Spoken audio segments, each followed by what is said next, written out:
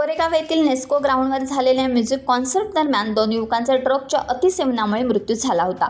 त्यामध्ये वनराई पोलीस ठाणे मुंबई शहर येथे भारतीय न्याय संहिता आणि NDPS कायद्याअंतर्गत गुन्हा दाखल करण्यात आला होता।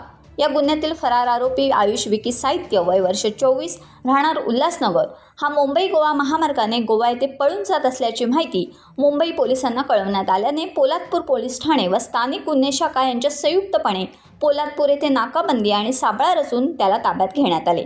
आयुष साहित्य आणि एक्स्टसी या नावाचे अंमली पदार्थ सदर म्युझिक कॉन्सर्टमध्ये वितरित केल्याचे निष्पन्न झाले आहे। या आरोपीस वनराई पोलीस ठाण्याच्या ताब्यात देण्यात आले। सदरची कारवाई माननीय पोलीस अधीक्षक अंचल दलाल यांच्या मार्गदर्शनाखाली करण्यात आली।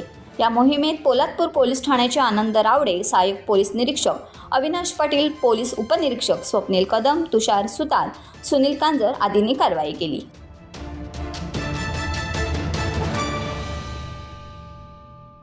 टाइम्स डिजिटलला लाईक करा, सबस्क्राईब करा, शेअर करा आणि बेल आयकॉन दाबायला विसरू नका। पाहत रहा टाइम्स डिजिटल।